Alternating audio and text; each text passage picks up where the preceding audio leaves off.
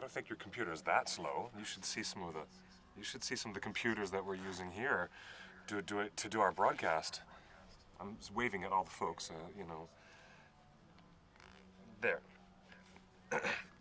That's it. And then when you guys are at the onering.net main page, you see the menu.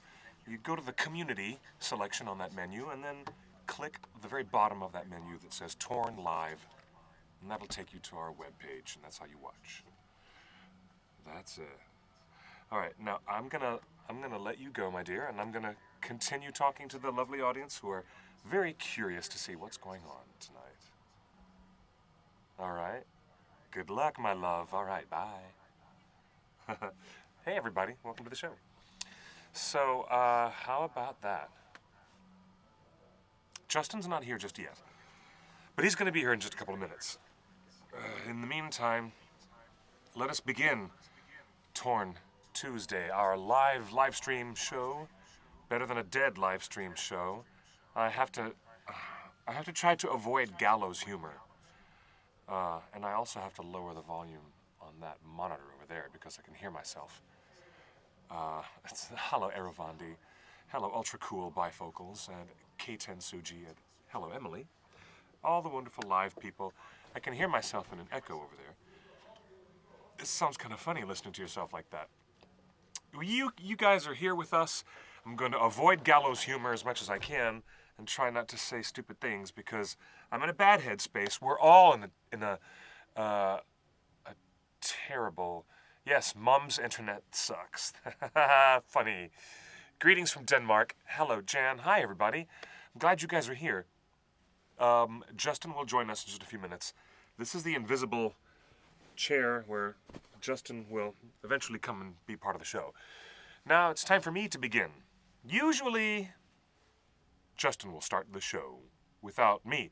This time, it's a reversal of fortune, and as J.K. Rowling reminded us on Christmas Day, there are astonishing reversals of fortune that happen every minute, all the time, every day.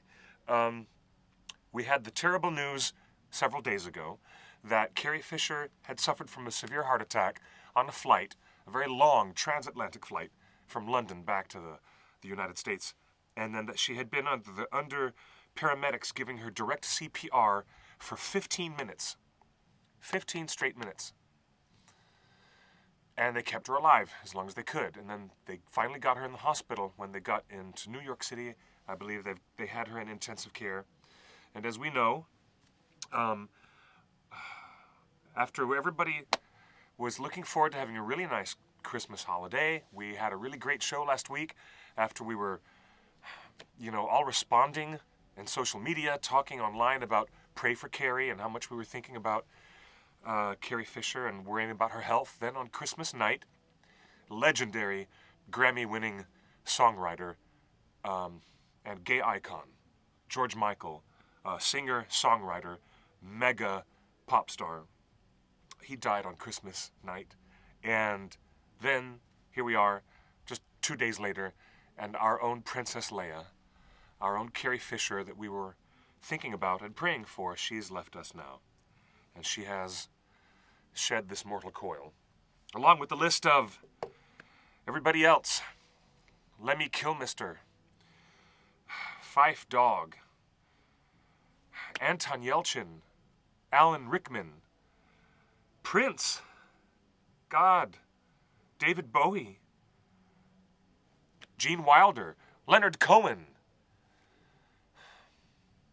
And it gets worse and worse. The list goes on and on. This year has been so horrible. And now, Carrie Fisher's gone. And I'm sorry, this has been really... Hello, everybody. Good evening. Welcome to our show, Torn Tuesday. It's really difficult to actually talk sometimes when you feel like... Hello, Pipske. Hello, Titus. And the whole worldwide audience is here. And I'm really glad that the audience is here because I feel like, we reach out to people, and even though they're people we don't know, they end up becoming friends and loved ones, and they become an extended family. And if I say this to you, my audience, I think you might understand that I feel like I'm losing little bits of my childhood, some of the most important bits of my childhood, and I've been losing them all year long. Hey there. Josh Rubenstein, host of the OneRing.net Book Club, Torn Book Club, will come here and walk in on the stage. Hello. Without the boom microphone getting in the way. Yeah. These microphones love to, knock people around a little bit. Yeah. So we've got, you just walked in on the statement that has been on my mind. And it is the beginning of this conversation, I think. So I'm glad to take a minute before Justin joins us and any other, passers-by. If you're in Southern California area and if you're in Los Angeles, hell, if you're in LA and you want to come on the show and talk about Carrie Fisher and talk about what we do at the end of every year as journalists, whether you're web journalists or in the major media marketplace, everybody does year-end lists and the year in review. And I don't even want to do that year in review because it's been so shitty. It has been shite. Absolute shite. It's been all year. It's been a hell of a year. I just went through this list. Of like just... Kenny Baker, Fife Dog, Leonard Cohen, Alan Rickman, Anton Yelchin, George Michael, David Bowie, Prince, my cat. Oh, jeez. Everything that I've really, really, really loved, everything that I have related to through the prism of childhood or through, the prism of my older and wiser years, even breaking up a serious partnership that I had, a romantic partnership of 2.5 years, that's all dissolved. Everything has just been such so hard. And somebody shitty in the Facebook chat also pointed out that while Carrie Fisher has been getting the main bulk of the news today, we should also remember that the author of Watership Down also passed today. Douglas Adams. No, not Douglas Adams. No, not Douglas Adams. Richard Adams. Richard Adams. Ames or Richard Adams. I think. Richard Adams. Richard Adams. Okay, I couldn't remember. It's totally Richard Adams. Okay, yeah, it is. I will defer to you. Oh yes. Man, that's why the Watership Down rabbit appeared in that image. So I'll tell you what. Now you guys, it's been a rough year for a lot of people, like myself. Like just personally, got laid off from my job just last week. I'm still working through to the end of the year, but I know that. I saw your post about that. Yeah. This gives everybody, like a chance to look back, a chance to look forward. Yeah. This is what we do at this time of year, but I don't like it. I really don't like it. It's hard. Like it's very hard. Yes. To just, like, Richard Adams died at the Richard age of Adams, 96. that's it, yeah. God, he also wrote The Girl in a Swing and some other best-selling novels like The Plague Dogs, an extraordinary book, The Plague Dogs, also turned into a feature-length animated film by the same British production company that animated Watership Down. Oh, wow. Connection to The Lord of the Rings with Watership Down, John Hurt, the voice of Fiver, the nervous little rabbit who had psychic predictions of doom and the doomsday that was coming to the rabbits. He was John Hurt, and of course, he was our Aragorn in the Ralph Bakshi. So, and he's still with us. And thank God, John Hurt, who, of course, this new generation knows him as Ollivander, the Wand Maker. That's how everybody knows him now. Or if you're a Doctor Who fan, the War Doctor. As the War Doctor. Me, I know him as the Elephant Man from David Lynch's extraordinary black and white film adaptation of the life of Gordon Merrick, which had Sir Anthony Hopkins starring opposite John Hurt as the so. And me, I mean, my biggest thing about John Hurt was him voicing Disney's villain, the Horned King, in the Black Cauldron. Yes. So all these little interconnections between people in our Lord of the Rings universe with Aragorn being in Watership Down. People don't think about that. They don't. Who knew? Did you know? I did not. Aragorn, our Aragorn, John Hurt, from the 1978 Ralph Bakshi film. I'm glad he's still with us. I really am. But yeah, Watership Down was brilliant, and Richard Adams was brilliant. Yeah. And we've lost so many brilliant people. Anton Yelchin, bless his heart, didn't even get to stay long enough to show us how much further the acting and his craft could go. His brilliance. This year he had like 2 really good movies. Really good movies. Really good movies. Green Room and Star Trek Green Beyond. Room, yeah. Oh, Green Room was it was a fantastic movie. Yes, like, it was. It's a hard sit. It's a hard movie to watch, but Patrick he was Stewart so good. going in the places that he went, yes. Okay, awesome. Awesome. Yeah.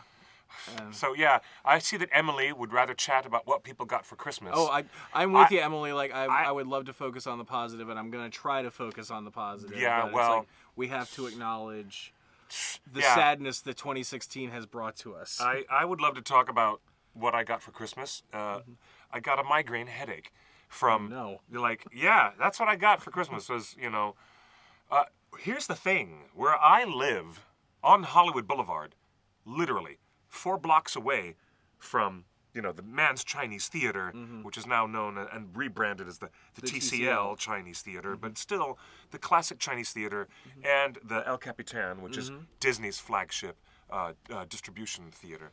Here I am looking for George Michael and his star, and looking for Carrie Fisher's star, so I can take some candles and flowers and pay tribute to both of them. It's my neighborhood. I'm really Jenny on the block. I hate to say this, but I'm Clifford on the block on Hollywood Boulevard. No shame in that. No shame. I'm Clifford on the block, and I have been for 18 years as a resident of Hollywood Boulevard. A couple of blocks down, I could put my candles and my wreath for David Bowie, and I did when he died. But now I go down there and looking, and with just a little bit of research, I realize my folly. Carrie Fisher was very anti-star on the Walk of Fame. She wanted nothing to do with it. Okay. So she had no star on the Walk of Fame. Neither did George Michael. Really? I cannot pay tribute to my fallen heroes, to the princess of the galaxy far, far away that lit my imagination on fire when I was just a child, and I cannot pay tribute to her unless I go find her handprints. Her handprints, I think. They have some Star Wars. They do have Star Wars, but they do have Star Wars. I know they've got the handprints C-3PO, in the cement. R2-D2, and Darth Vader. Hers are not included. I don't know if the other stars are in there. I would imagine they are, but I don't know for sure. Okay, I just watched the Christmas special for Sense8, which is an extraordinary bit of work by the Wachowskis. I haven't watched the Christmas special yet. I've watched the first season, which I thought was freaking amazing. It is amazing. It is capital F frickin' amazing. But the Christmas special includes the use of the classic Leonard Cohen song that we all know and love. And while I was watching it, and while I was listening to the song that is in my head now, and I realized that Carrie's gone. Carrie is gone. The purple master of American music, the master of the great American songbook, Prince, his purpleness. Bowie, the lad insane, the Goblin King, the thin white Duke. He's gone. All these people are gone. And when Leonard Cohen left this world, and Don Henley, oh, God, the Eagles. It's got to stop. It has to stop. Yeah. It has to stop. Because I'm like an emotional mess. We're all an emotional mess. And here's why. We relate to ourselves and our world through these voices in popular culture. Yeah. Do we not? I would agree, yeah. To a large part. I mean, like... There's something that hits us, and we feel that. Why are people showing up in Minneapolis at Paisley Park in tears for days and days and days, putting the flowers and wreaths down there at the studio? And it's not just like what they represented in popular culture, but there is also something more to them as people. Like, Prince spent most of his time going out of his way to help other people. Yes. I have a friend on Facebook who was going through substance abuse rehabilitation, and Carrie Fisher took her in while she was going through this. She was such a strong woman. She was such a strong person in real life. We can talk in world about Princess Leia and how impactful she is on our lives. And there's no way to understate the impact that the character Princess Leia had on just female characters in general. Look at her placement in the new film. Her imprint, the character of Princess Leia is so strong, and it's imprinted on our hearts and our minds so strongly that we react with this great leap of joy in our hearts when we see her on screen in Rogue One. Right. Sorry. Oh, Sorry about the spoilers, people. No, yeah. But the movie's been out for a couple of weeks now, and that's the time limit for a geek-centric. There was that moment of like, oh wow, they really did that. Now I can't watch it again without being like emotionally destroyed. Yeah, like it's going to be hard for me to watch that movie again. It's going to be hard for me to watch Force Awakens again. There are two ways to talk about Carrie Fisher: in world and in real life. In the Star Wars world, how we relate to her, and we'll have plenty of time to talk about that, But getting back to your point about how we relate the to real woman. Yeah, how we relate to these people and all these icons that were such a major part of our childhoods. Yes. And it really does feel like you're losing some sort of relative. Like, I don't want to say like something like a parent, but like an uncle or an aunt or somebody who really meant something to you. Yeah, even though you didn't see them as often as you'd like. Right. And you might not have known them personally day to day. Right. And not all the mundane activities of their lives, but you certainly do know them. Mm-hmm. Your friend who was a substance abuse survivor, reaching out to the world the way that Carrie Fisher did with her writing, telling the story about her really weird childhood and the crazy life that she had growing up and her struggles with substance abuse. It's such a healing point forward for people. It was, and it was a very brave thing for her to do, because at the time there weren't many people who were willing to be that frank and open about their mental health issues and about their substance abuse issues. Yes. And she said, to hell with it, I'm going to tell my story. And she did. And she stuck by it, and she was there for people who were going through the same thing. She was there as a support for all the people for anybody who came across her way who was going through the same thing. Indeed. You guys, if you want to be part of the show, you're watching us, and you can interact with us using the hotline, 1-530, 6, 4, FRODO. That's the Torn hotline. It's floating over our heads right there. 530, 6, 4, Frodo. And Frodo. I hope that Justin seeing me on the monitor hasn't put him off of coming in here, because nope, he's finishing a meeting in the other room. Okay, he's coming good. right on in here in a Okay, second. good, because he's got a really wonderful Carrie Fisher story, which I hope he'll be able to relate to us. He posted about it on Facebook, and it was a very Carrie Fisher type of story. Yeah, the fact is that we lost Kenny Baker, we lost R2-D2 in the exact same year that we lost Carrie. Princess Leia. Yeah. And we lost people that we relate to. We lost Professor Snape. We lost, the Goblin King, Jareth. All these people that we relate to in fantasy and science fiction culture. And it really feels like I've been losing major pieces of my childhood all year long. Yeah. But I'm sorry to be so Debbie Downer tonight, folks, but I mean, this is the catharsis that we need to have, like, especially after the year that 2016 has been. Like, in so many ways, like, beyond just this. Like, it's been hard for a lot of people. I don't know many people who have come out of this year without, like, something happening to them. That's for sure. Well, the studio is getting hot in here because it doesn't have the best ventilation. So we're going to try to get more comfortable. To explore more of Carrie Fisher's life and her legacy, you got to take a look at Postcards from the Edge with Shirley MacLaine and Meryl Streep. A great movie, by the way. It's a great movie based on her book. And even more recently, I think it was on Netflix or on Hulu, I saw the one woman comedy show that Carrie Fisher did just a couple of years ago. Oh, and I didn't even know about that. Oh yeah, based upon one of her best-selling books, drawing some really funny anecdotes from her past, really collectively just leading the audience through these weird stories and funny bits in her monologue. And she was a great comedy monologuist as well. And not everybody can do that. I mean, be an actress and be a writer and be one of the biggest ghostwriters who was script doctoring every big movie in Hollywood without anybody even really knowing. No, I had no idea. Oh my like God. she did script doctor work on Hook. Yes, she did. On Sister Act. Yep. She rewrote a bunch of that stuff. And there we go. We get to a point where you have to look at her multifaceted talents and the way she provided strength and wisdom for people dealing with substance abuse. And I'm just going to really, really miss her. Really going to miss her. What the hell? Yeah. What the hell, 2016? Well, to hell with you. Kaiten Suji in the chat is making a good point. Statistically, in terms of people passing away, this year has been no worse than any other year, but because it's been a lot of people who, from our generation, were iconic, it feels the impact is very, very hard and very, very intense.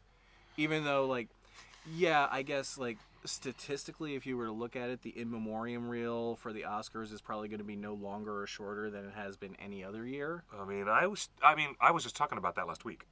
I just mentioned that last week. I wonder what the graveyard reel is going to be like at the Oscars next spring, February. It's going to be hard. That's for sure. It's going to be bad. I was just getting over the death of Leonard Nimoy. Yeah. In fact, it was incorporated. Was another one. Well, that wasn't. That was in 2015. Okay. Okay, yeah. But his death was brought back to us because it was made part of the story of Star Trek Beyond. That's which was true. Wonderfully handled. It was. Really wonderfully handled. I really liked how they handled that in Star Trek Beyond. Yes, indeed. So, you gotta look at this. The Netflix documentary, For the Love of Spock, which was written and directed by Leonard Nimoy's son. You gotta check that out. You totally have to check that out. It's funny, I was listening to an interview with him, and he was talking about, he started making really that good. movie while his father was still alive. That's right. Right. Yes, he did. And one of the things that Leonard Nimoy wanted him to focus on was not who he was as a person, but on the career and on Star Trek and on that. He didn't really want too much of his personal life getting into it. But then after he passed away, his son felt, I have to put that in there because there needs to be, he needs to have that remembrance. And so he did a lot of re-editing and a lot of changing to the movie to accommodate that. Wow, I'm getting a text from my brother, but I don't know what he's talking about. I'm getting a text from my brother, but I don't know what he means. Wow. What? Yeah, my brother's really pissed off. My brother and I feel the same way. He's not happy about Carrie Fisher dying. I don't think... I can't imagine anybody being Oh my God, I happy just about got a text it, from my brother, who I love very dearly. And honestly, I can't imagine many people being, like, ambivalent about it Yes, either. and of course, Rick Parfitt from Status Quo passed away on Christmas Eve. Muhammad Ali, who was the greatest. The impact of him on sports, on the ascension of African American men in the professional sports world, and his ability to live with a disability, to live as a Muslim, to live as a black man, a powerful black man in that time that Muhammad Ali lived, his imprint is so huge. And to see all of us caught up in this, wow, social media is reminding us that all of our childhood heroes are dying. Yeah. Maybe statistically it isn't any different, but here's what I appreciate about this, and here we are, another example in this world of social media doing a live show. We get to reflect and share how powerful these musicians and storytellers and people are in a real immediate way that's visceral, strong enough for all of us to relate to and understand. Instead of me writing a book about it that won't come out until 9 months from now, when it's not as impactful. You see what I mean? Yeah. We used to live in a world where you'd wait for 9 months for some biography to come out. For just the a tell-all biography after someone dies. Or just like the remembrances in general. Yeah. Like it would take some time, and now we can have a live web chat about it on the day of. Go back 120 odd years, or however long it was ago when President Lincoln got shot. And you know how difficult it was for them to get that news across the country. Right, yeah. Because there were some areas that didn't even have telegraph wires for a bloody beep, beep, beep, beep, beep, beep, beep, beep, beep Yeah. telegraph message. That was where we used to live, spreading news of a celebrity death. You know what I mean? Yeah, You know, yeah. so let's take advantage of that. Yeah, Since absolutely. we're in the 21st century and, now. Kieran Owen know, in the Facebook chat is That's saying our buddy Kieran. Carrie Fisher will live on through her movies, and same with Christopher Lee and Alan Rickman and all of those people. And it's absolutely true. Like, they will live on through the breadth of their work that we have access to forever and ever, and that's their legacy. But at the same time, it's hard for us not to mourn their loss, or Indeed. and Indeed. and Now, knowing that this is not going to be coming back anytime soon, or they're not going to be bringing anything more All into right. the world. now we have to have, unfortunately, hello from Benton, Jan Smith. Hello, Kay, my lovely Pipsky, my good friend Kieran, my buddy from Wales. And also, let's say a big shout out, in case he's watching, Royd Tolkien, my other buddy in Wales, just in case you're around or you might watch this later on in the archive. I'm going to turn our eyes now to an article that just appeared 16 minutes ago on IO9, shared by Germaine Lucier, writing for IO9. Gizmodo reported this as well. And it says here that Carrie Fisher had finished completing all of her work on the next feature film, Star Wars Episode 8, which has not been given an episode title yet, Right. but is the next connecting chapter after the events of The Force Awakens. It says here, the sad reality of any celebrity passing is that we have to ask how their death will impact any ongoing work in the future.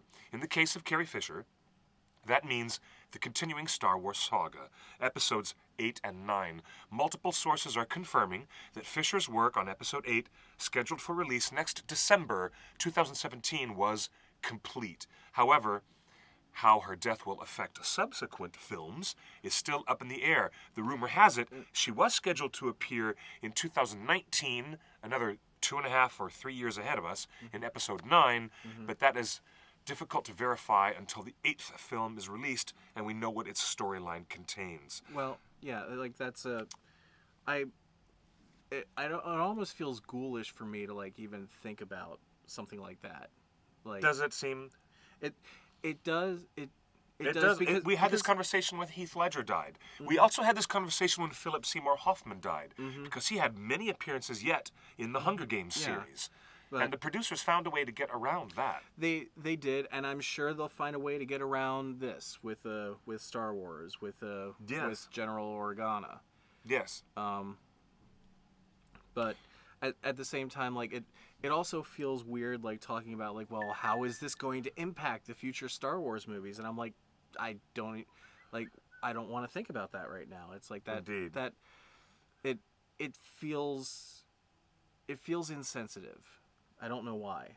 Yeah, like I just said, it only Yeah. happened 16 minutes ago. Yeah. But you know, maybe But I mean, Maybe- I also understand like that's maybe give it a couple of days yeah. I also understand that's a conversation that we need to have.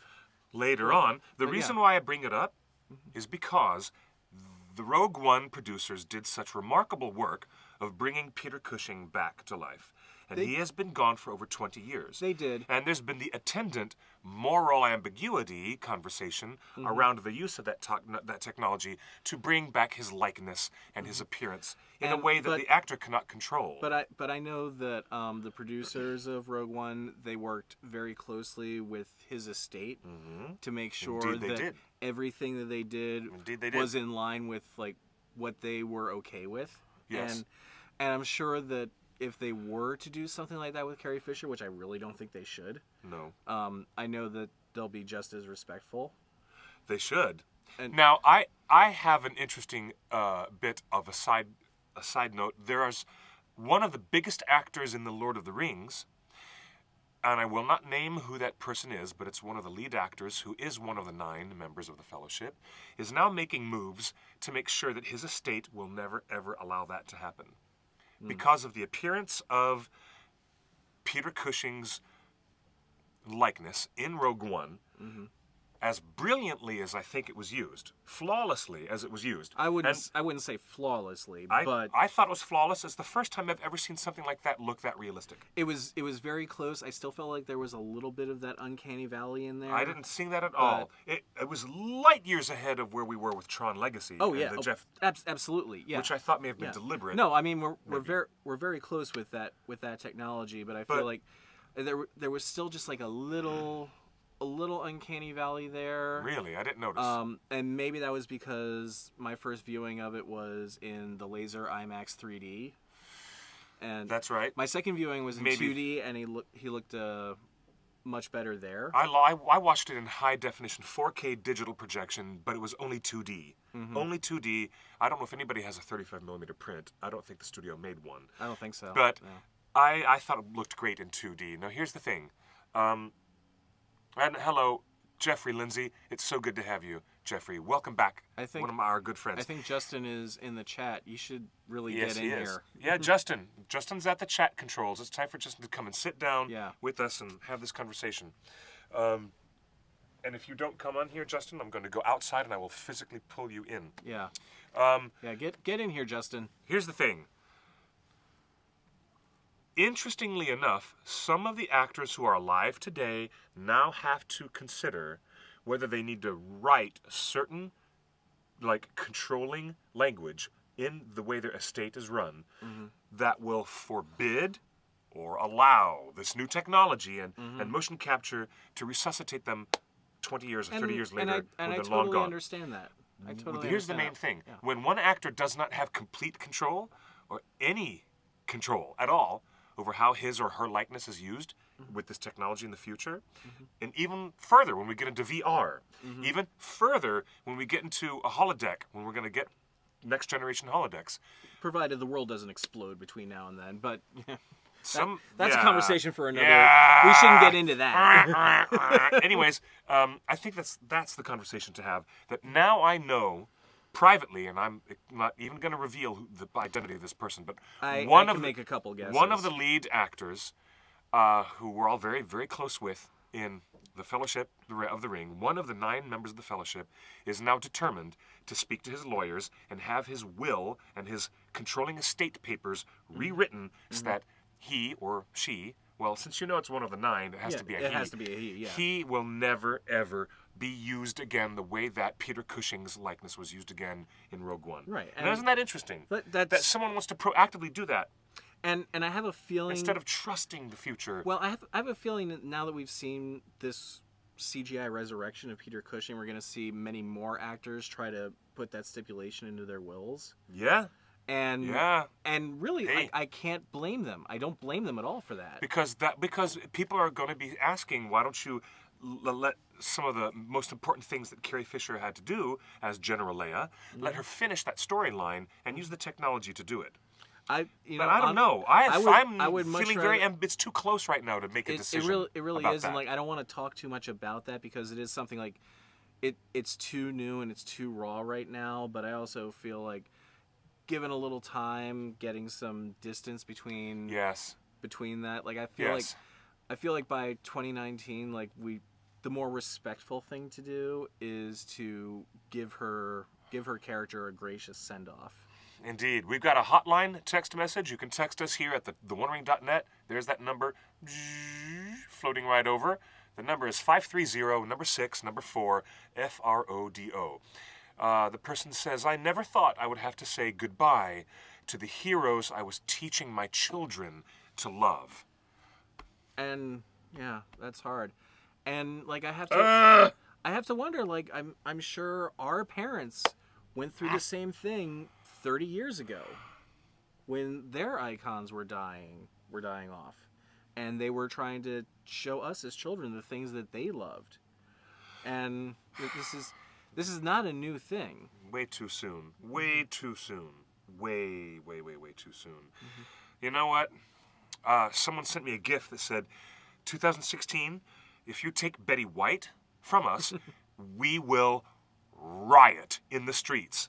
Sincerely, the human populace. Let me go get Justin. Yeah, Let me go get Justin. Go ahead. Now keep talking to the fine folks. Yeah, so And Jan is pointing out they did recast Dumbledore in Harry Potter, and yes, they did. But I also feel like you can't recast Princess Leia. You can't recast General Organa. Like, Carrie Fisher owned that role. So yeah, like I feel like there's we're in a grieving period right now, and this year has been very, very difficult for a lot of us because we have seen so many of our own personal icons pass away. Like, and it's been hard for a lot of us, and you've seen all the memes on social media of like, screw you, 2016 is killing all of our childhoods. And it really is, it does feel, it's hard, and it's hard for us to really deal with it. It's hard for us to reconcile our own emotions, especially when we're just starting to get used to the idea that one of our heroes from our childhood has left, another one then leaves. And it feels like it's just been one after another after another after another this whole year. Like, it's like when people were just starting to get over the loss of David Bowie, Prince passes away. That was nuts. That was nuts. It was mind-blowing. We barely had time to like even mourn George Michael properly because the very next day, Carrie Fisher. I mean, I literally went down to do my mourning process like I usually do by walking down to look for their star on the Walk of Fame. The saddest, I think, are Carrie Fisher and Alan Rickman for you. Yes, Emily? Yeah. Our dear friend Emily, I agree. That's also really, really tough. Mm-hmm. Now, here's the thing. I know how to relate intellectually to things. Mm-hmm. That's one thing, to relate intellectually to an argument, a philosophy, or a political ideal. That is one place to come from in getting things figured out, how to move forward, and how to resolve conflict. That's one. There's another area where we live as human beings, emotionally speaking, and we emotionally relate to them only in terms of those raw feelings. That's a whole nother place. The anima and the animus. You know, they're separated, the yin and the yang. Mm-hmm. In the tarot deck, they're represented by the emperor and the empress. You know, one is about mental structure, logic, and the faculties of thinking. That's the emperor card. Mm-hmm. In the major arcana, the empress card is about that other aspect. I'm talking about the deep subconscious, the emotions, and the part of being human which comes from the heart, and not the mind. You know, so when I talk about the way I relate to David Bowie's songwriting and Prince's songcraft, and the way that Carrie Fisher's portrayal of Princess Leia makes me feel, the way that Alan Rickman's portrayal of Severus Snape confessing to Dumbledore how much he's always loved Lily, and it was always for Lily Potter. Mm-hmm.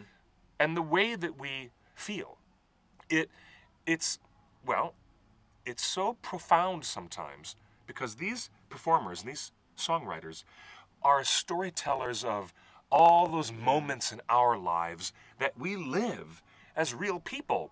When George Michael wrote Careless Whisper, he was just a 16-year-old teenager. Oh, wow. What did he know about falling in love and betrayal? I didn't realize he was that young.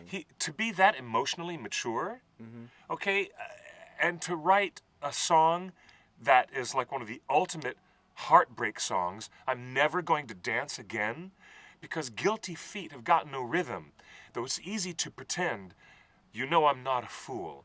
And at the time when these songs came out in the early 80s, everything was, you know, like pop and fun, and people, you know, like Madonna was singing to us about dancing all night and diamonds and simply being a material girl, while George Michael was singing to us about far more sophisticated emotional states of being.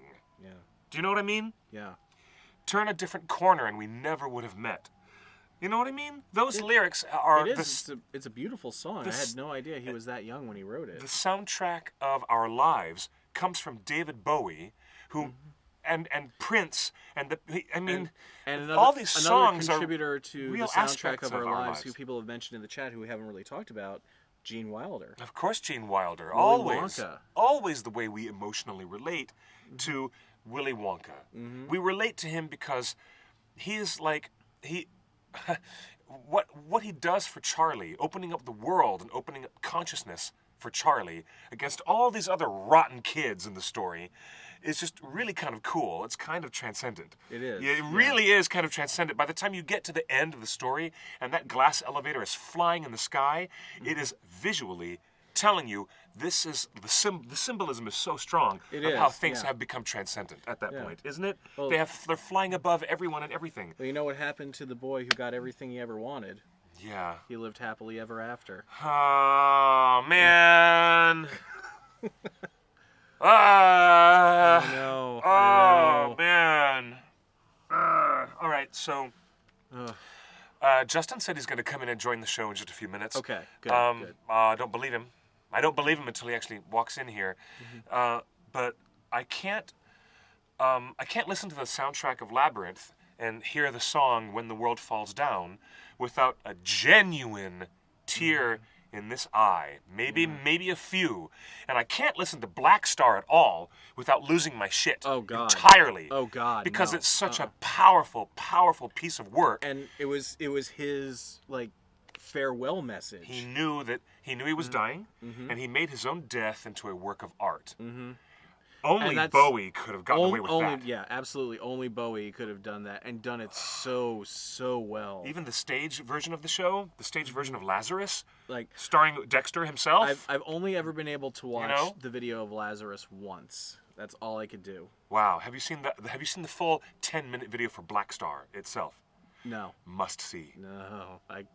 You must. I know. Hey, we're almost a year away from David's passing. I know. But it's starting to become okay. There's visual messages in there that many people think that David Bowie is warning us about some specific metaphysical events that are about to come. You know, it's the imagery in Black Star is so rich with symbolism. People are going crazy trying to figure out what means what or what might imply what. But it's very, very interesting because, again, art, the best art, is left to us, the audience, to respond to and to interpret and bring to it our own relevance, our own subjectivity. Yeah. This is why we do this. This is why Mark Hamill only shows up in The Force Awakens for 30 seconds, maybe 30 seconds, and he never says a single word of dialogue. Right. Yet the imprint of Luke Skywalker is so probably his most powerful performance of his entire career. Just that look. Because we, the audience, are doing the heavy lifting. Yeah. We are using our relatedness, the way that Tolkien wanted to write The Lord of the Rings so that people would read it and use their own minds and using their ability of relatedness and applicability to find out things and elements of The Lord of the Rings that would become part of the relevance of reading the story to them in their own time. And I've got the same feeling. I was just saying. What was I just saying? My thoughts are jumping ahead so quickly. Yeah. But when David had the foresight to make his own death into a work of art, you know, he knew that we would be relating to him that way. The filmmakers knew we would relate to Princess Leia in Rogue One the same way that we related to Luke. Luke shows up only for 20 or 30 seconds at the end of the film, and it's so impactful because we project onto Luke Skywalker all of our storytelling experience with him. When Leia shows up in Rogue One, we do the exact same thing, and we project everything onto her. And the fact that she's gone now is just, I'm gobsmacked. I'm gobsmacked. I don't know if I can actually go and see Rogue One again. And I was going to go see it a second and third and fourth time. It's going to be hard for me. Like, I've got a friend coming into town in a couple of weeks. Yeah. And we had made plans to go see Rogue One at the Chinese. Yeah. I don't know if we can do it now. Yeah. Well, it's going to be a different emotional space. It is, yeah. Entirely. My friend just sent me a tweet from Stephen Fry. Stephen Fry? Yeah. I love Stephen Fry. Stephen Fry, the master of Lake Town. talking about he would get odd gifts from Carrie Fisher, and he put up a picture of the last three he got from her. They're a bit risque, so I really can't repeat what they are on this show. One of them is a Jane Austen action figure. Oh dear. And there's some adult novelties. Yep, some adult novelties there. Oh gosh, wow. Carrie Fisher sent the master of Lake Town, Stephen Fry, odd gifts and weird collectibles and weird things. And he's tweeting about them. He's put together, you guys, I know I'm following Stephen Fry on Twitter. He's fantastic. Just look him up on Twitter. I can't really mention what they are on the show because, like I said, they are fairly risque, but look them up. Ah, see? Now, there are many mixed reactions to the people in the live chat room saying some people have not seen Rogue One. Some people didn't enjoy it very much. I enjoyed it. Yeah. That's okay. Everybody That's has okay. a right to Yeah. not enjoy it. I enjoyed it immensely. I know some people who haven't enjoyed it, but you know what? It's like I haven't yet. I haven't yet. I know a couple people who didn't like it. Everybody has their opinions, and there's no such thing as a wrong opinion. Just That's true. ones that are different. That's true. That's fair enough. As long as you're not voting. As long as you're not voting to leave the European Union. I know people love to say things like everybody's entitled to your opinion, even wrong ones. But even wrong ones. That's honestly, funny. I believe that there is no such thing as a wrong opinion, just a different opinion. I hate to spoil anything for you guys, but the movie's been out long enough for us to talk about it. Here's the thing. Yeah. I feel like at this point, people who haven't seen it already know. They do. I'm sure they do by now. Here's the thing. I want to talk more about what it is that makes the Star Wars and the Lord of the Rings and all these things that are Marvel films. These are our modern mythologies now. Yeah. We are in I think, direct concordance with where the ancient Greeks were or the ancient Norse men were all those millennia ago. Yeah. Being captivated as they were by stories that weren't real. Right. But still captivated and actually inspired by and in the extreme sense religiously motivated by. Now, we don't have religions built around the Lord of the Rings and Star Wars. In fact, we look at these new mythologies not for religious guidance, but only Scientology does that. Where you're in the world of science fiction crap, which has been dressed up to be real religion. Sorry to insult anybody out there in the audience, but, sorry. The truth is that a science fiction writer created something, and he decided to see if, you throw pasta onto the wall just to see if it'll stick. Well, yeah, he wanted to make a religion. And he invented one. And he did. So, with that single exception, what's interesting is that our mythologies drive us because they drive emotional discourse in popular culture. Yeah. And I make this argument against people who say that popular culture is disposable, that it's all junk. I would disagree with that entirely. There's a lot of pop culture, even back in the 90s, where people thought... There are certainly disposable movies that just weren't that good. There is a lot of junk. There is junk out there, but there's been junk out there as long as there's been stories to tell. That's true. But what about the stories that matter? Exactly. We talk in our emotional discourse through our memory of Prince's songbook, through our memory of Gene Wilder, or what Alan Rickman was doing inside that little R2-D2 canister, making that little guy come to life. I meant to say Kenny Baker. Yeah. Who did I say? You said Alan Rickman. I didn't mean to say Alan Rickman. I meant to say Kenny Baker. Sorry. Yeah, scratch that. Yeah. Scratch that, reverse it, as Gene Wilder would say. Yep. Sorry. Okay, but when we think of Kenny Baker, I think about how I emotionally relate to him, and the same way he also performed in Time Bandits, one of my favorite Terry Gilliam films. Yeah, he was. What the heck was his character's name? I'll have to look that up. Yeah. But there's so many cool, so many cool things about the Harry Potter universe.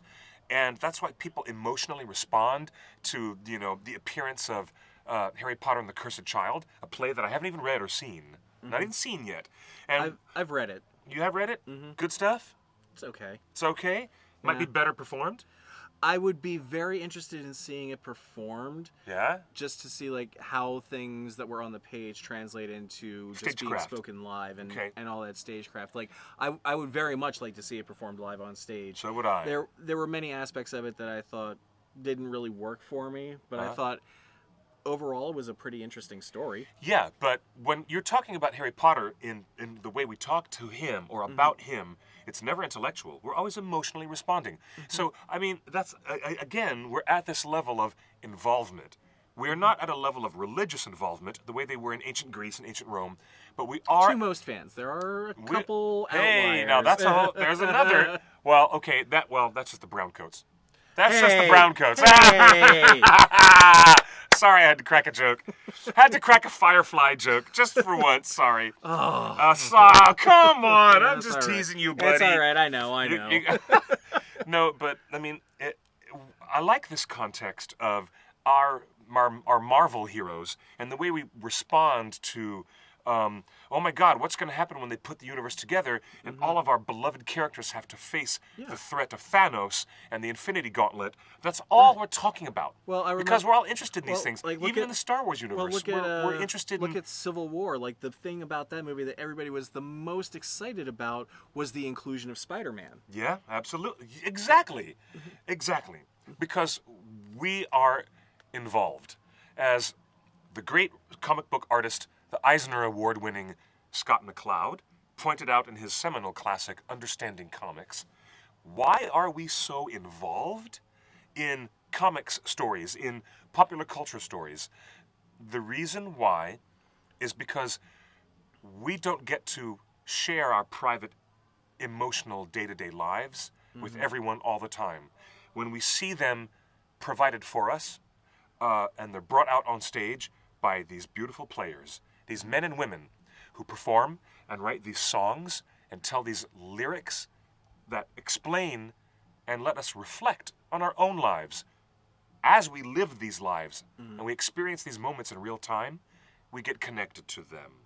I get connected to the way Hermione responds to Ron as she grows up through the years. I really do. Yeah. The looks that she gives him, the way they respond to each other, I get involved with the way Samwise wants to help his master, Frodo, because he thinks that Frodo might not be able to really help himself.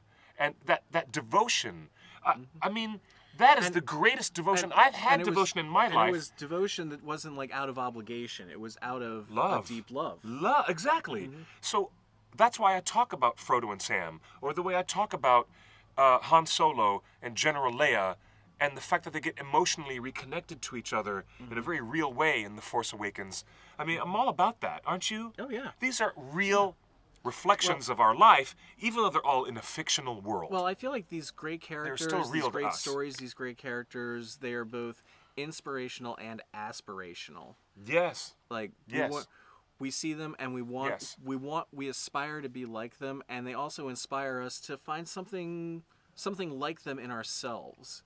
And I feel like all the great heroes throughout history, like going all the way back to the Greeks, and their greatest heroes are heroes who resonate with an audience. And that's what these characters do, and that's why these actors and actresses and these singers and songwriters who have done all of that and inspired us and to just like think beyond ourselves, or to think beyond like what we know the world to be, that loss is very palpable. It is indeed. Wow.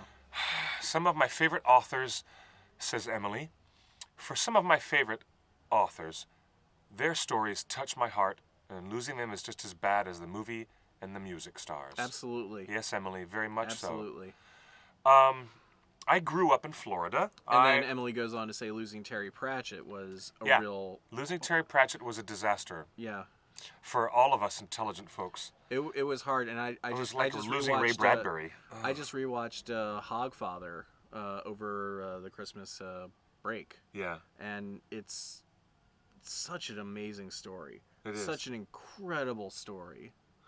Terry Pratchett was fantastic. Good night, Dave Gentry. Thank you for joining us in the show. Really glad you were here with us. Take care, Dave. Thank you, Melinda, for the love. We love you, too. TheOneRing.net. Here we are doing our little bit of a recap. Call in if you want to be part of the show. Yeah. Look, my phone's on. Yeah. Just call 530-64-FRODO. Go ahead, call. You could be part of the show right now. You could share some of your memories of 2016. And And the loss I'm feeling today is going to be hard now because I'm no longer going to hear Leonard Cohen or George Michael or Prince or David or even Pete Burns from Dead or Alive. Yeah. Pete Burns, who did so much to increase visibility for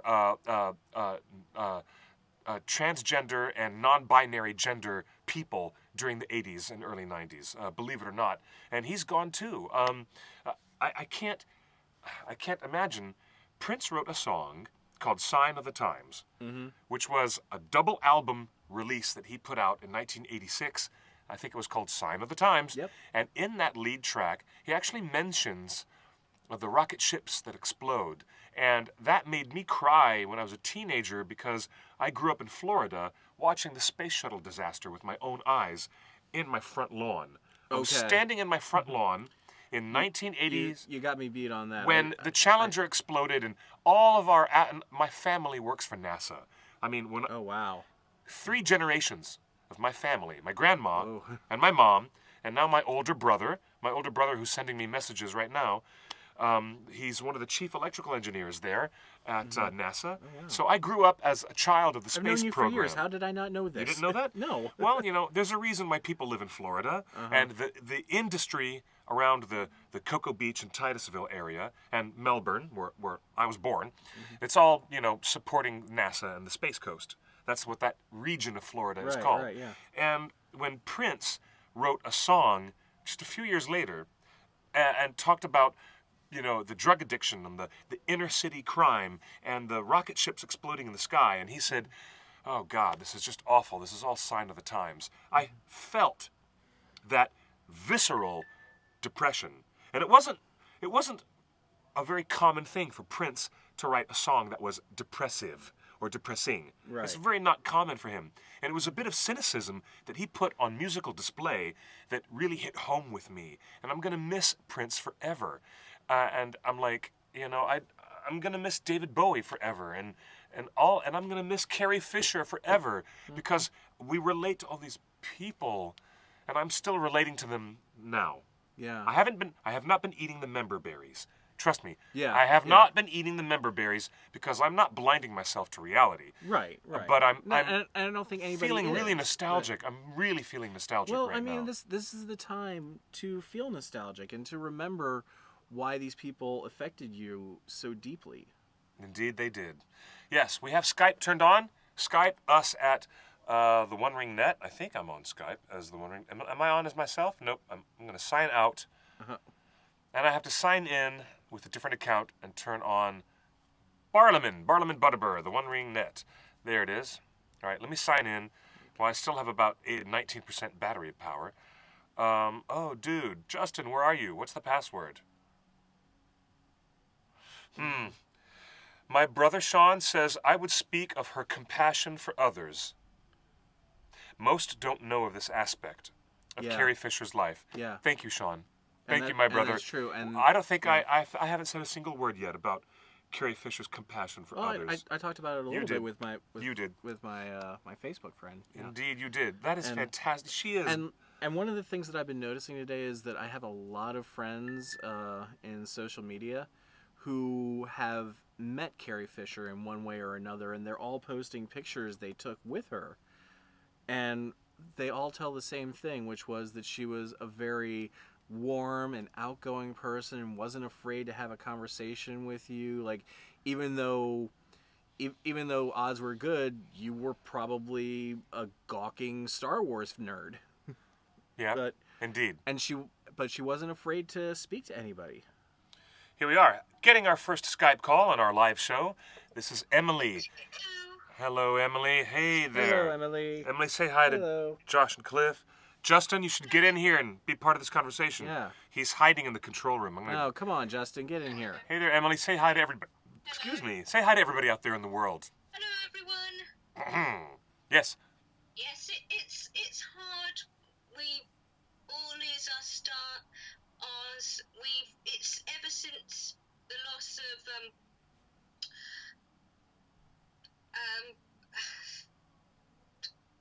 what's that? So in 2014 with the loss of what's he played Jumanji and Flubber and Oh, I Robin think what his name is Williams. now. Robin Williams. It's gone now. That would be Robin Williams, the legend. Yeah, but it's since then we just hear every year of such people. But quoting what The Lion King was on Christmas, it's all the circle of life, and it's all what happens, and there is no birth without death, and Yes. it's just, quoting Gandalf, the journey doesn't end here, it's just another path, and we have to all take it, and we're so close to a new year, and we've got to think of the good things that happened this year, rather than fixating on all the bad things. I know I'm definitely going to take the fact that I've signed my first contract this year, albeit a 0 hours contract. And we've all got to remember the good things and take a step forward to the next things. Because on Monday next week, it'll be another year, a fresh start, and we can all go forward and bring forth the next chapter. Indeed. Yeah. Indeed. We do have to look forward. And that's what Ellen has just said. Bye, Ellen. Thank Bye, you for Ellen. Thank also you. saying that on the show. Yeah. There's, we do need to look forward, don't we? Yeah. We really do need to look forward. And we all agree, but I find that kind of hard to do with a double whammy of George Michael and Carrie Fisher is. at the same time. It is hard. My brain is still, I'm feeling kind of squished. You know, emotionally, I've been a train wreck, you know? I mean, But- most of us didn't even know Alan had got cancer, which Yeah. was just so much of a shock when it happened. Yes. And now also with the Star Wars, I think it's also so much bigger with Carrie Fisher because the Star Wars movies are on, it just makes it all that much the bigger of what is going to happen with the 9th movie, and it just, these things just make it, well... Yeah, it's wacky, isn't it? Do you know how many grown men cried when Han Solo was killed? Oh, yeah. You know how many grown men I saw in the theater? Grown-ass man crying like a little schoolgirl who just fell and skipped her, scratched her knee, you know? That's what I saw in the theaters. I'm going to be feeling this for quite a while, but I do appreciate the sentiment that after a brief time of feeling the loss that you will naturally feel, you've got to move ahead. Right? Okay, Emily, we've lost that contact. Okay. Yes. Thank All you, right. Emily, for being on the show. Yeah. The Skype call dropped. We're going to get another caller coming in. But, if anybody else wants to come in on Skype, it's really but good to have you, Emily, Emily. Thank you. Emily did make a good point. She of just, did. Like, She did. Trying to focus on the positive. Like I said earlier, like I'm getting laid off from my current job, but at the same time, as of today, I've got 2 potential job offers On the horizon. for the next step. Yes. So Yes, indeed. there is the good that comes with the bad. There is the bad that comes with the good, and it's all in balance. Yes. And that's Yes. why like I am sad.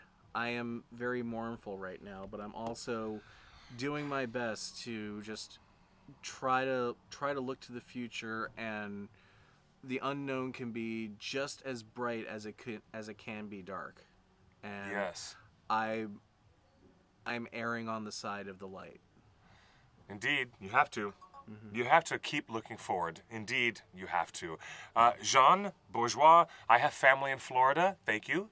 And I do as well. My older cousin watched the Challenger disaster happen, and he was only 7. Yep, that sounds about right. I remember seeing That sounds about right the for me. Challenger disaster live on TV in school. Yeah. And Anyways, Yeah. but it's kind of interesting to get to these places of emotional catharsis. There's a lot that happens with emotional catharsis when you go to a big rock concert or a big show, and there's all that energy of people around you.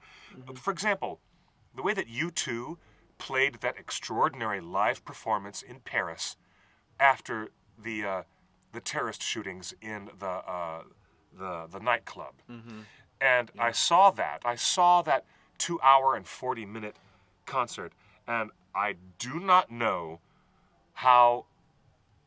I mean, I don't know how. I do not know how many boxes of Kleenex I went through.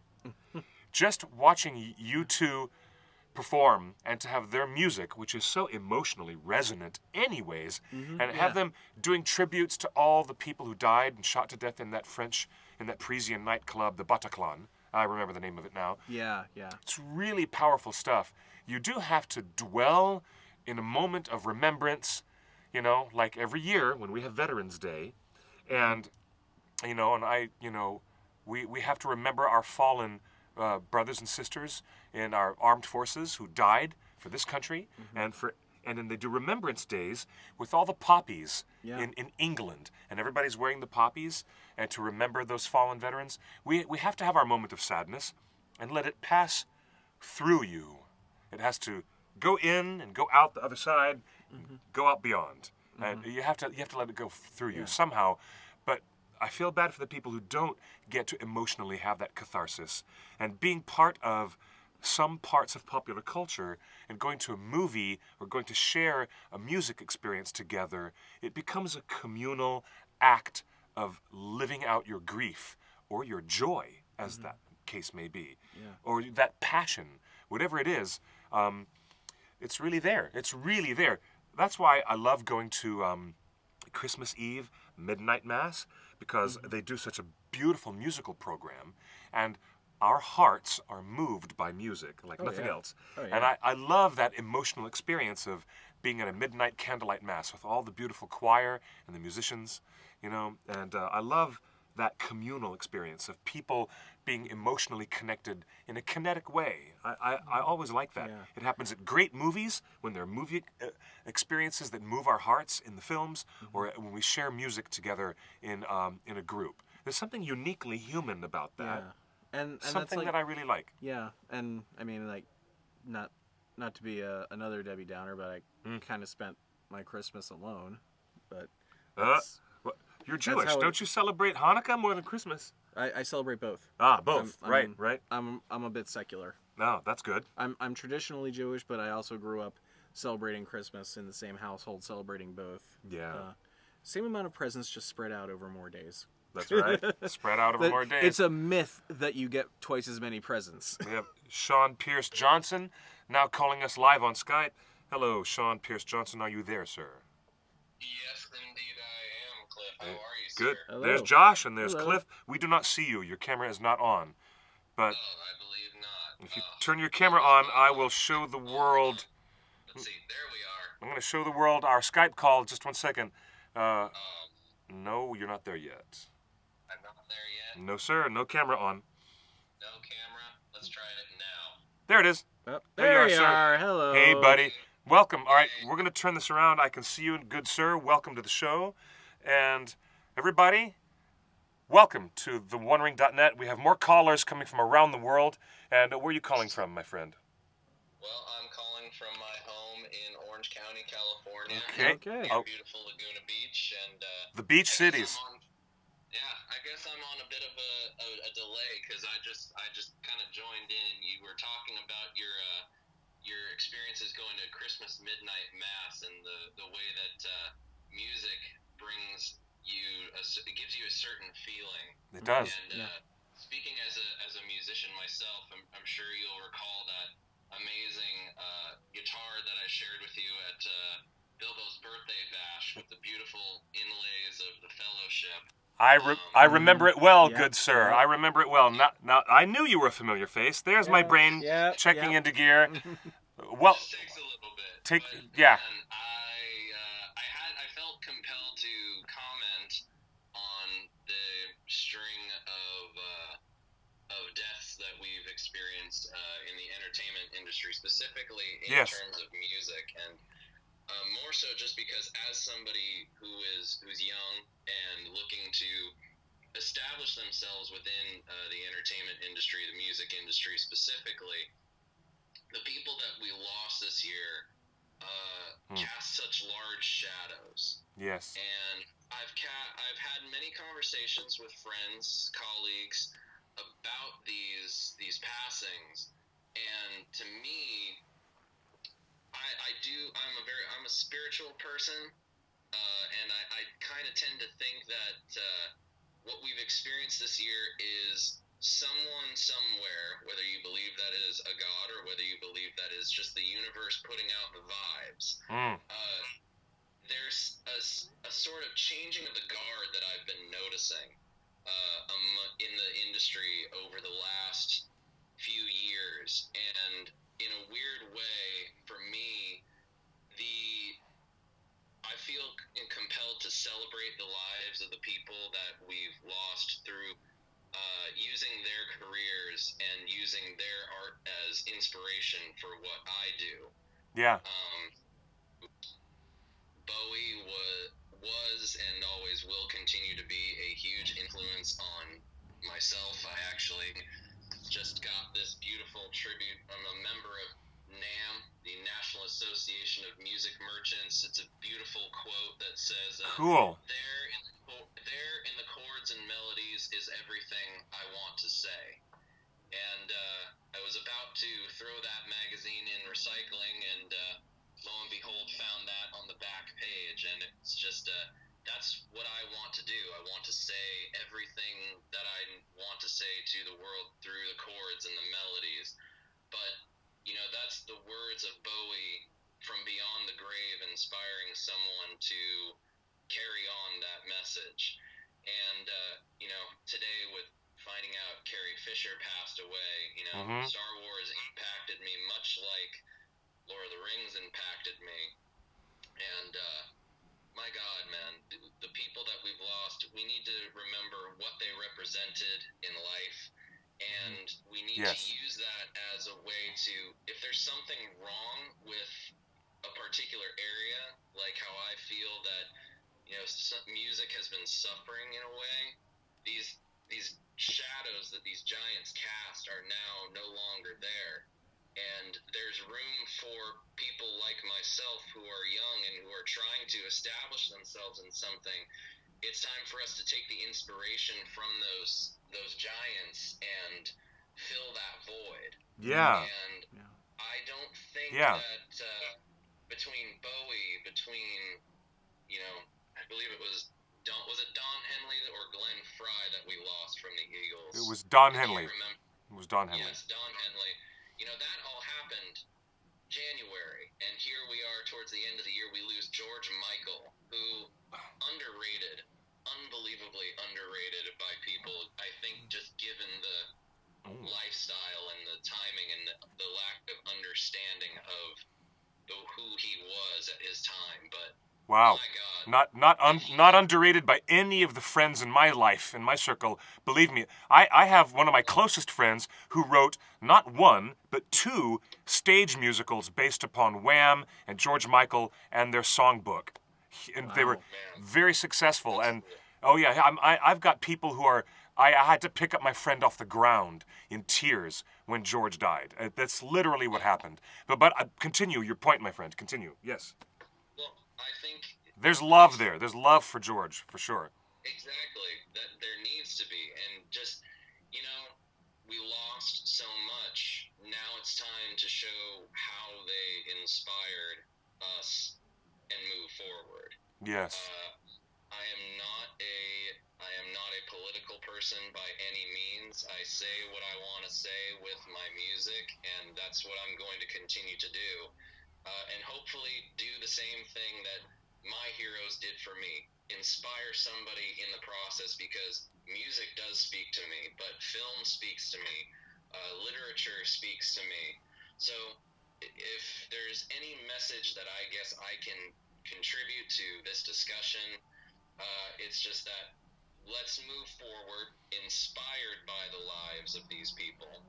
Yes. And let's remember these beautiful things that they've left behind. And hey, if there's a void to fill, let's fill it. Let's Let's fill it.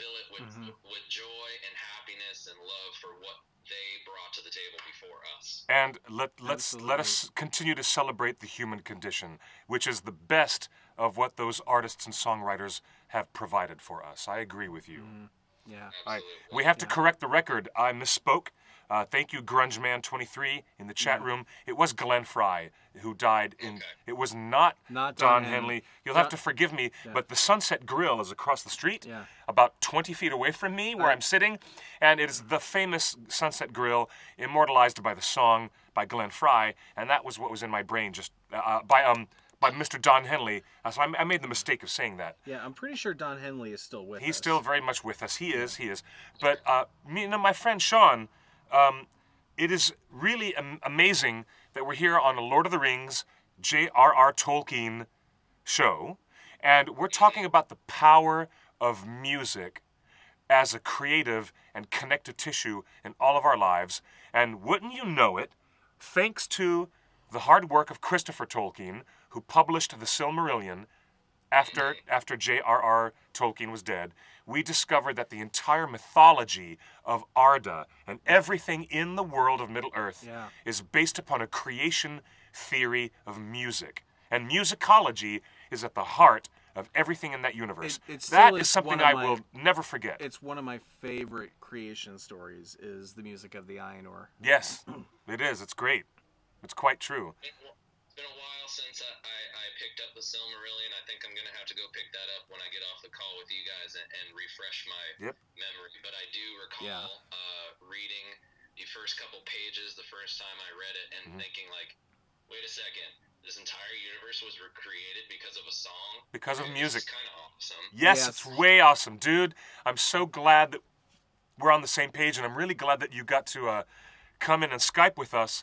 And your thoughts are very adroit, and I would even say needful. It's really needful for us to get some of this perspective on music and expression in our lives. And thank you, my friend, for being with us on the show today. Excellent. I appreciate your words, and hey, I appreciate what you guys do, and we all got to stick together. It's yes, sir. The human condition is a rough one, but we have ways of making the world beautiful. So let's do that. There's still some good in this world worth fighting for, my buddy. Yep. Yeah, buddy. Indeed. Thank you. All right, let's look forward. 2017. There's only one way to go, and that's up from here. All right, thank you, my friend. We'll say goodbye for now, and we'll catch up with you. All right, that was our good buddy Sean Johnson, songwriter, guitarist, and musician extraordinaire. You'll see pictures of him on our theonering.net Facebook timeline with this extraordinary guitar that he had at our Bilbo Baggins birthday bash. And it was inlaid with all the members of the fellowship and this beautiful artwork. You'll find that right there on our fellowship timeline. Thanks again for being on the show, buddy. Thank you so much, guys. Don't be a stranger. We'll talk soon, all right? Okay. Bye. Well played. So we have... No, he makes a really good point about how he does. Absolutely. These great artists are gone, but art itself still lives, and it really is up to the next generation to take that inspiration and create your new art, create the new classics that you are inevitably going to make to inspire the next generation, and so on and so forth. And like if 2016 is nothing, it should be a clarion call to all of these artists who are still wondering if they have anything to give to this world. You absolutely do, and now is the time for you to step up and show the world your art. I agree. That is a message that is timely and needful, like I just said to our friend Sean. How about that? You've got something on your mind. You need to express yourself through your art, through your passion. I just saw the Tom Ford film, Nocturnal Animals. I want to check that out. That looks very interesting. With General Zod, from Oh, I didn't realize. Man of Steel, General Zod. Oh, that General Zod. That General Okay, Zod. Okay. Yeah, not Terrence Stamp. Michael Shannon. Michael Shannon. Okay, The new Michael Shannon. I hate that we have to make that distinction now. We do. Michael Shannon and Jake Gyllenhaal, and a very interesting performance from Michael Shannon. Very interesting to watch him. And He's a fascinating actor. we have the new Tom Ford film about a writer, a novelist, who reminds everyone, and this is not spoiling the story, Amy Adams is very interesting to watch in this film, but it's very David Lynchian, it's very crime, thriller, noir, and it goes into some very dark, ugly places, unlike what you'd expect from Tom Ford, the fashion designer turned movie icon. Yeah. But when you watch this movie, and the author, played by Jake Gyllenhaal, expresses the idea that if you're holding on to something and you want it to live forever, write it down. If you want to express something in a way, and when you do write it down, it doesn't just evaporate. Those pieces of your emotional life live forever.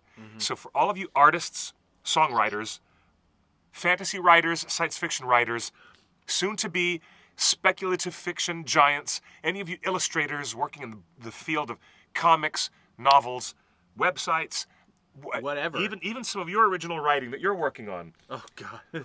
My My writing is terrible. and some of the new documentary, nonfiction TV and film things that I'm working on because of my experience making Ringers, Lord of the Fans. For all of you people out there who are musicians, writers, craftsmen, songsters, novelists, whatever you are, even just bloggers in the blogosphere, if you have something creative to say, then as we leave 2016 behind and go into 2017, remember that wisdom. That is hashtag wisdom. Get it out of your brain and put it down on paper, because then it really will live forever. They say film is forever, right? You make a movie and it will live forever. You'll be gone. You'll be gone for centuries, but people will be watching your movie forever. That's like, isn't that amazing? So to help us close the show, we have our young friend Karen. from Wales. Hello. This is the guy who lives a few blocks down from Royd Tolkien. This is our friend from Wales. There's our good buddy Kieran Owen. Yes. Is this the final? Oh yes. Before we end the show, you get to say goodbye to the audience, okay? Yeah. Kieran. But before you do, before Kieran does our sign off, all the way from lovely United Kingdom, which inexplicably is exiting the European Union. What the hell are you people doing? All right. It's not my choice. Yeah. That's what the people who voted for it said. You know what? How about... I didn't vote. I voted against it. Excuse me? How about the 3 million people who did not vote for Trump, but they're stuck with him anyways? There's that conversation too. Oh God. Oh, God. Let's not get into these. Then there's discussions here. that. But let's make a program note. Tell us, our good buddy Josh Rubenstein, that the Torn Book Club, the very popular web series hosted by Josh, is now going to move into a new phase. Yes. This coming Sunday will be our final live web show. After that, we're going to be doing it as a podcast. I'm going to try doing some new standalone web series. Yeah. Pre-recorded stuff. It's become very difficult for me to keep doing a live show. thing? Yeah. Month after I realize I only do it once a month, but it's also hard coordinating with people to come on and be on the show, because I feel it always works better when it's a conversation, when it's not just me talking at the camera. Yeah. And it's been very difficult, and also reading the books, like I'm reading whatever we assign for the book of the month. You're reading voraciously. Yeah. Yeah. And then I also want to read stuff for my own entertainment, and Yeah. it's very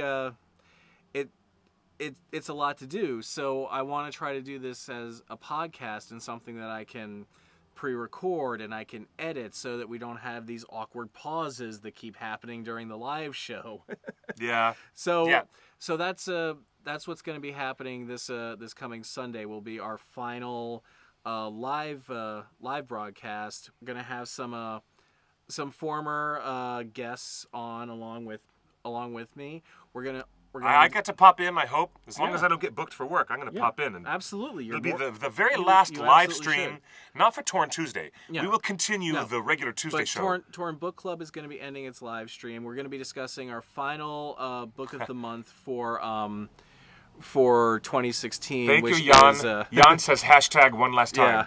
Yeah. One last time. I love that hashtag. Thank you. We're going to be discussing our final book of the month for 2016, which Yes. is The Gunslinger, the first book of the Dark Tower series coolness. by Stephen King. That's super cool. Yeah. That's super cool by Stephen King. All Yeah. right.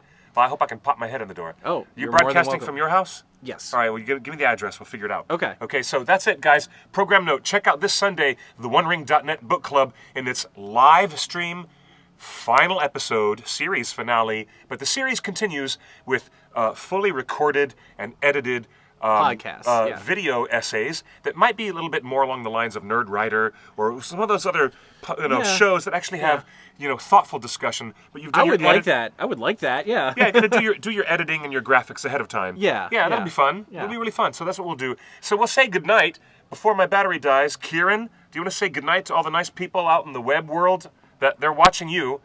They're watching you watch us. Okay. But you haven't even said anything yet. Are you ready Yeah. to say goodbye? Well, you've been on for like ever. I've got some words of wisdom. Yeah. He's got Go words for of it. wisdom before we sign off. Go for it. And this is gonna be the very last sign off, right? The last sign off for 2016.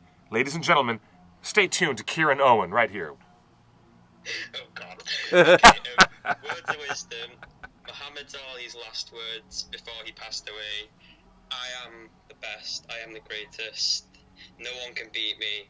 Now take that into 2017 for all those people who lose people out there, and it should help you get through most of your problems. Okay. Yep. And that's my words of wisdom for 2016. Have a good 2017, and that's Kieran. Well All right. done. Thank Thank you, you, Kieran. Kieran. Great Yeah. wisdom. Keep on fighting the good fight, my friend. All right? You too much. You know I shall. I'll talk to you soon. Take care. All right, so how about that? We got calls from England, Wales, which are two different countries, in case you forgot. They are two different countries, part of a United Kingdom. We get calls from America, and usually we have Skype and Facebook chatters from Sub-Saharan Africa, from India, from all across Europe and North and South America. All of you folks watching us on Twitter, on Ustream, and on Facebook Live, thank you very much for joining us. This has been one hell of a year, 2016.